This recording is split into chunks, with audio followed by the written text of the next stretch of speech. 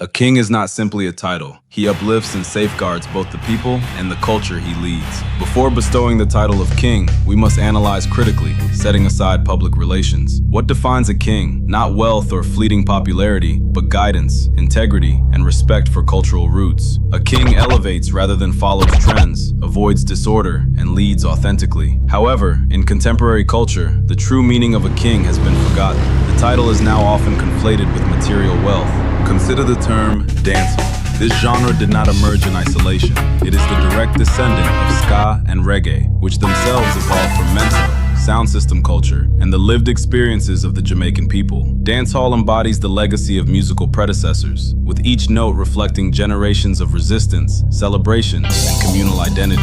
When Beenie Man was recognized as king, the title was justified because he captivated audiences and upheld a culture rooted in genuine dancehall traditions. Unlike those focused on fleeting trends or popularity, Beenie Man's artistry reinforced authentic values, setting a clear standard for what the title of king represents. Today, the meaning of king in dancehall warrants scrutiny. While Vybz Kartel's influence is undeniable, his coronation is more based on popularity and financial power than on authentic cultural leadership. Do his works embody true dance, rhythm, or Jamaican heritage? Or do they reflect digital trends and market forces? The focus has shifted from upholding the genre's core values to commodifying persona. The historical record is clear. Objective evidence cannot be disregarded. It is essential for us, as Jamaicans, to engage in honest self-reflection. There was a time when he stood for something. Listen to the past. Leviticus 20 verse 13 say, "Any man will lie down with the next man. Me have to swear upon me blood clot life. Me not follow crowd. Me not sell out me belief."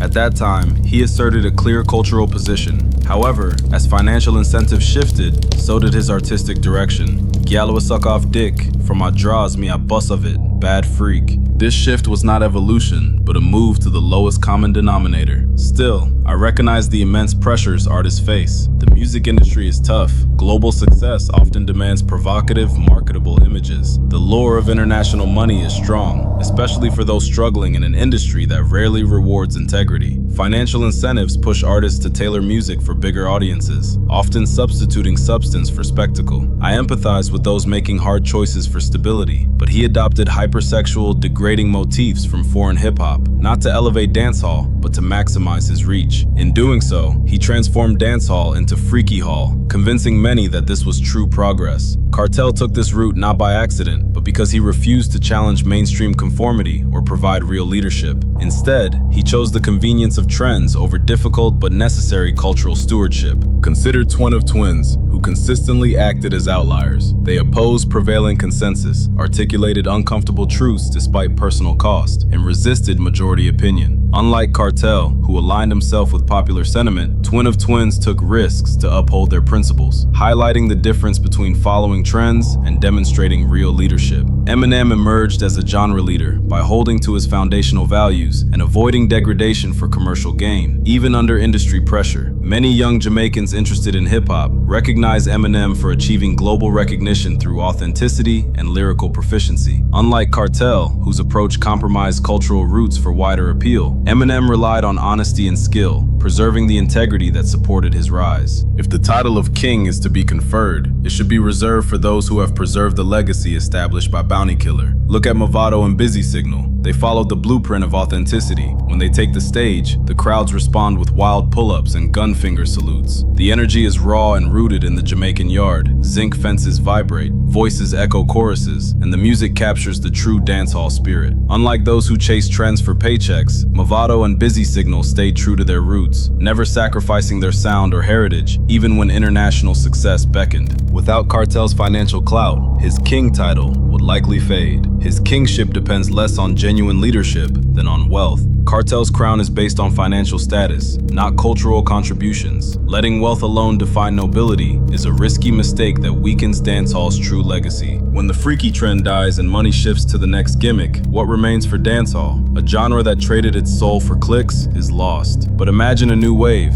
artists reconnecting with their roots, capturing the spirit, joy, and story storytelling of the golden era. Pictures sound grounded in real places and lives, commanding respect by setting, not following algorithms. Dancehall could return to zinc fences, street corners, open air, where every bass line stirs hope, and every lyric calls us back to ourselves. To help revitalize dancehall, support authentic artists who honor its roots and message, share their work and expand their reach. Join or organize events celebrating real dancehall, not borrowed trends. Back sound systems that protect tradition and fight for spaces where the authentic thrives. Use social media to demand substance over hype. By focusing your resources and attention on genuine culture, you shape dancehall's future. That future is in your hands. Today, the true crown sits not on the loyal leader, but on one who sold out the culture. This shift calls us to rethink who we celebrate as a king. It is important to consider whether you are supporting a leader who safeguards cultural heritage, or merely observing someone who has commodified it. Which form of leadership will you endorse in the future? The decision remains yours.